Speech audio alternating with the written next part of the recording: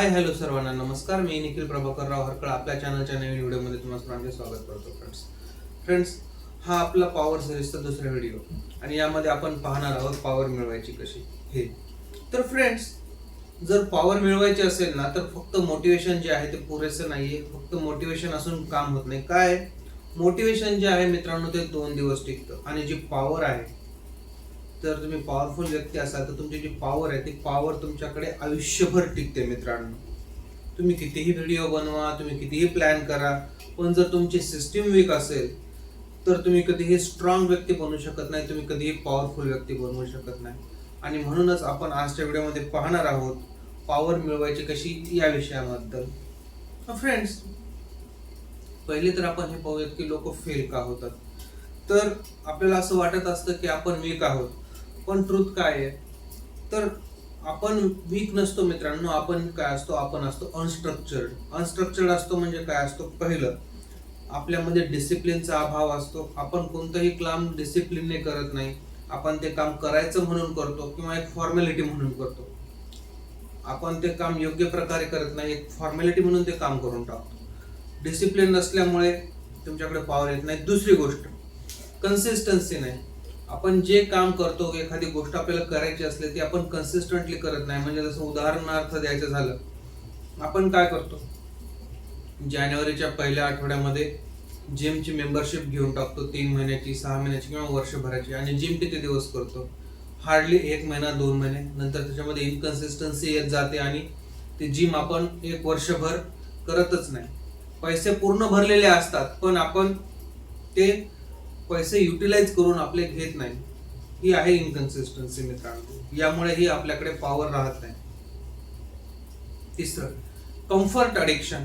Comfort addiction म्हणजे काय मित्रांनो, की तुम्हाला एखादी गोष्ट कम्फर्टेबल वाटत असेल, एखाद्या गोष्टीमध्ये तुम्हाला सॅटिस्फॅक्शन भेटत असेल, त्या व्यक्तीला त्या गोष्टीच्या बाहेर यायला, त्या सिच्युएशनच्या बाहेर यायला नको वाटत असतं. त्या सिच्युएशनमध्ये त्याला कम्फर्टेबल वाटत असेल, या गोष्टीची त्याला सवय लागलेली असते आणि ही सवय न सुटणं जे आहे त्याला म्हणतात कम्फर्ट अडिक्शन.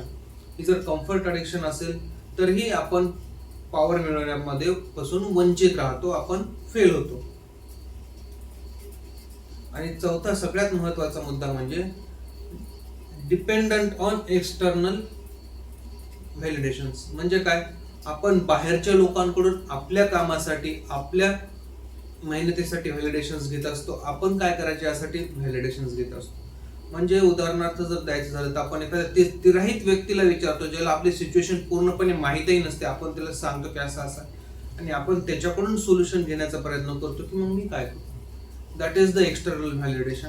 आपली जी सिच्युएशन आहे ही आपल्यापेक्षा जास्त कोणीही चांगलं ओळखू शकत नाही आणि त्यावर सगळ्यात चांगलं सोल्युशन हे आपण स्वतःच काढू शकतो. मित्रांनो, तिराहित माणसाने आपल्याला कितीही सोल्युशन्स दिले, कितीही आपल्याला त्यांनी काहीही सांगितलं, कितीही मोटिवेट केलं, तरी आपण त्या सिच्युएशन मधून बाहेर पडू शकत नाही आणि यामुळे आपण फेल होतो. काय फ्रेंड्स, आपण स्ट्रॉंग होण्यासाठी प्रयत्न तर खूप करत असतो, पण आपल्या ज्या सिस्टीम्स असतात ना त्या वीक असतात आणि ह्या वीक सिस्टीम मध्ये जगत आल्यामुळे, त्या वीक सिस्टीमचं ऍडिक्शन झाल्यामुळे आपल्याला जे आहे ते प्रॉपर पद्धतीने आपण लाईफ जगू शकत नाही आणि आपण पॉवर मिळवू शकत नाही. आपल्या व्हिडिओचा जो पार्ट 2 आहे, या पार्ट 2 मध्ये आपण काय पाहणार आहोत मित्रांनो, की 5 real ways to build the power. Power जी आहे मित्रांनो, पॉवर जर बिल्ड करायची असेल तर तुम्हाला आपल्याला 5 एरियांवर काम करावं लागतं. कोणकोणते 5 एरिया आहेत ते आपण आता स्टेप बाय स्टेप पाहू.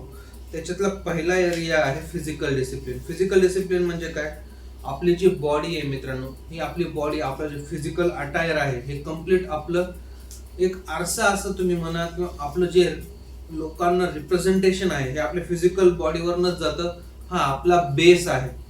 तर हा बेस जर आपला स्ट्रॉंग असेल ना तर मग आपल्यासाठी पुढच्या गोष्टी ज्या आहेत त्या सुसह्य होतात. पहिलं म्हणजे काय, डेली मूवमेंट. डेली मूवमेंट म्हणजे काय, थोडंफार एक्सरसाइज करणं, आपल्या शरीराला लीन ठेवण्यासाठी, आपल्या शरीरामध्ये एनर्जी टिकून राहण्यासाठी काही गोष्टी करणं.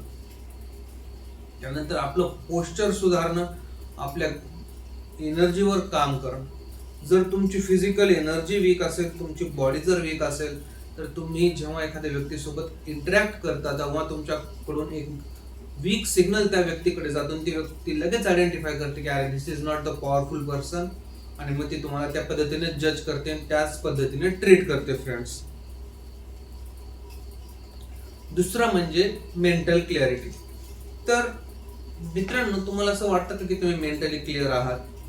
तुम्ही ओव्हरथिंक करता का? जर तुम्ही ओव्हरथिंक करत असाल किंवा जर तुम्ही निर्णय तुमचे फास्ट घेत नसाल तर याचा अर्थ असा होतो की तुम्ही मेंटली क्लिअर नाही आहात. तर काय करायला पाहिजे? ओव्हर थिंकिंग जी आहे ती कमी करायला पाहिजे. त्यानंतर आपले जे डिसिजन्स आहेत ते फास्ट घेतले पाहिजेत. मित्रांनो, confused mind is equal to powerless life. जर तुम्ही कन्फ्युज्ड माइंडने जगत असाल तर तुम्ही एक पॉवरलेस लाईफच जगणार शेवटपर्यंत. तिसरा मुद्दा जो आहे आपला तो म्हणजे इमोशनल कंट्रोल. जर फ्रेंड्स तुम्हाला कोणी ट्रिगर केलं एखाद्या सिच्युएशनला घेऊन तर तुम्ही कसं रिॲक्ट करता? तुम्ही रिॲक्शन देता की तुम्ही कंट्रोल ठेवता स्वतःवर आणि सिच्युएशन अंडरस्टँड करून, सिच्युएशन समजून घेऊन मग काहीतरी स्टेटमेंट देता किंवा मग काहीतरी डिसिजन घेता. इमोशनल स्टॅबिलिटी ही एक रिअल पॉवर आहे हे तुम्ही समजून घ्या फ्रेंड्स. जर तुम्ही इमोशनली स्टेबल असाल, तुम्ही तुमच्या इमोशन्सला कंट्रोल करू शकत असाल तर yes, you are on the right path of being powerful. Financial actions. तर मित्रांनो, जर आपल्याकडे पैसे नसतील तर आपल्याकडे ऑप्शन्स पण नसतील.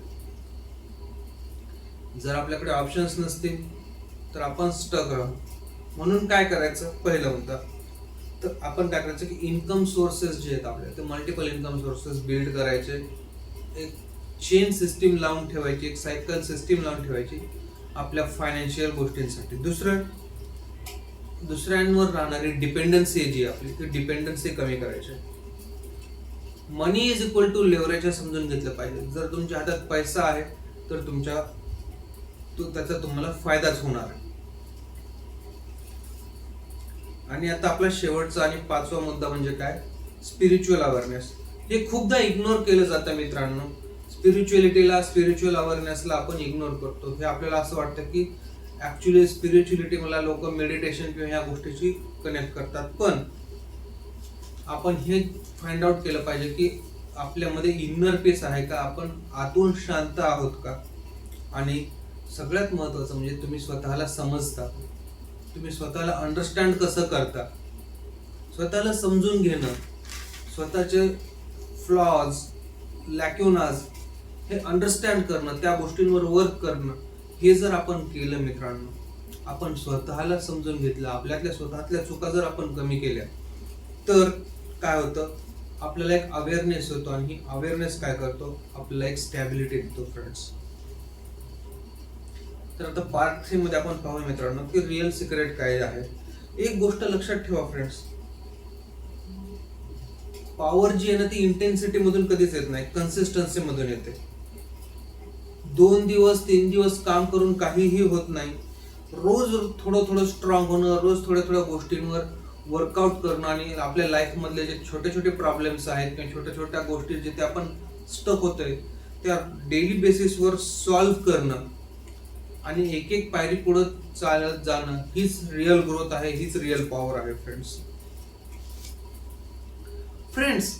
ऍट द एंड मी तुम्हाला एवढंच सांगेल की पॉवर मिळवणं कधीच कठीण नाहीये, ते हार्ड गोष्ट नाहीये. पण वीक होऊन कम्फर्टेबल लाईफ जगणं किंवा कम्फर्टेबल राहणं, एका कम्फर्टेबल झोन मध्ये वीक होऊन राहणं हे योग्य नाहीये.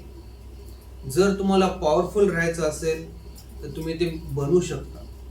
पण जर तुम्हाला कम्फर्टेबल राहायचं असेल तर मग तुम्हाला वीक होऊन जगणंच ऍक्सेप्ट आहे असं तुम्ही समजून घ्या फ्रेंड्स. आजच्या पुरते इतकंच. This is Nikhil Harkal talks, real life real reset. Video आवडला असल्यास लाईक शेअर नक्की करा, चॅनलला सबस्क्राईब करा फ्रेंड्स. पुन्हा भेटूया. थँक्यू.